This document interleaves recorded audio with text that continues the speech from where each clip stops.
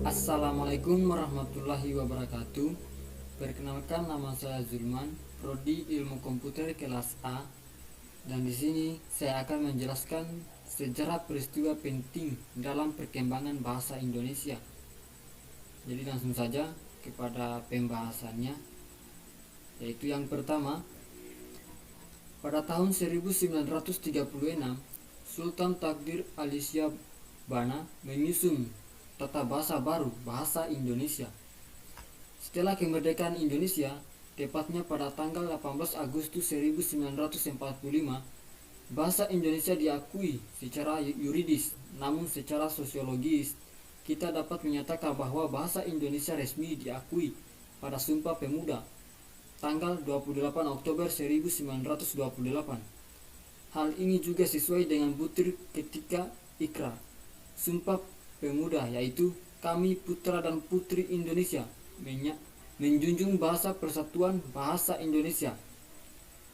Namun secara yuridis, bahasa Indonesia diakui pada tanggal 18 Agustus 1945 atau setelah kemerdekaan Indonesia. Pada tanggal 28 Oktober sampai 2 November 1954 dilaksanakan Kongres Bahasa Indonesia II. Di medan Kongres Bahasa Indonesia II ini adalah perwujudan mengenai tekad bangsa Indonesia yang tetap terus menyempurnakan bahasa Indonesia yang diangkat menjadi bahasa kebangsaan serta ditetapkan menjadi bahasa negara Indonesia. Tahun 1942 sampai tahun 1945, masa pendudukan Jepang melarang pemakaian bahasa Belanda yang dianggap sebagai bahasa musuh. Penguasaan Jepang terpaksa menggunakan bahasa Indonesia sebagai bahasa resmi untuk kepentingan penyelenggaraan administrasi pemerintahan dan sebagai bahasa pengantar di lembaga pendidikan, sebab bahasa Jepang belum banyak dimengerti oleh bangsa Indonesia.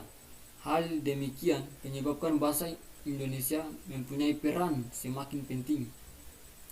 Pada tanggal 28 Oktober sampai 2 November 1978 dilaksanakan Kongres Bahasa Indonesia III di Jakarta. Kongres tersebut untuk memperingati Hari Sumpah Pemuda ke-50. Selain telah memperlihatkan kemajuan, perkembangan dan pertumbuhan bahasa Indonesia, juga telah berusaha untuk menetapkan kedudukan serta fungsi bahasa Indonesia itu sendiri. Pada tahun 1988 dilaksanakan Kongres Bahasa Indonesia V di Jakarta. Kongres Bahasa Indonesia V ini dihadiri oleh sekitar 700 pakar bahasa Indonesia dari seluruh Indonesia serta terdapat peserta tamu dari berbagai negara sahabat. Kongres tersebut ditandatangani dengan dipersembahkan karya dari Pusat Bimbingan dan Pengembangan Bahasa kepada para pecinta bahasa Indonesia di Nusantara, yaitu Kamus Besar Bahasa Indonesia serta Tata Bahasa Baku Bahasa Indonesia. Pada tahun 1993 dilaksanakan Kongres Bahasa Indonesia VI di Jakarta. Pesertanya yaitu 770 pakar bahasa dari Indonesia dan tercapai 53 peserta tamu dari mancanegara meliputi Amerika Serikat, Rusia, Australia, Brunei Darussalam, Jerman, Hong Kong, Italia, India, Jepang, Korea Selatan, dan Singapura. Kongres ini mengusulkan supaya Pusat Bimbingan dan Pengembangan Bahasa untuk lebih ditingkatkan statusnya menjadi Lembaga Bahasa Indonesia dan mengusulkan agar disusun Undang-Undang Bahasa Indonesia. 16 Agustus 1972, Presiden Republik Indonesia pada masa itu, yaitu Presiden Soeharto, meresmikan penggunaan atau ejaan bahasa Indonesia yang disempurnakan melalui pidato kenegaraan di depan sidang DPR yang dikuatkan pula dengan keputusan Presiden nomor 57 tahun 1972. Tanggal 19 Maret 1947 melalui SK No 264 atau bahasa A47, Menteri Pendidikan, Pengajaran dan Kebudayaan MR Sewandi meresmikan penggunaan ejaan Republik sebagai pengganti dari ejaan Van Ab Haisten yang sebelumnya berlaku. Pada tahun 1948 terbentuk sebuah lembaga yang menangani pembinaan bahasa dengan nama Balai Bahasa.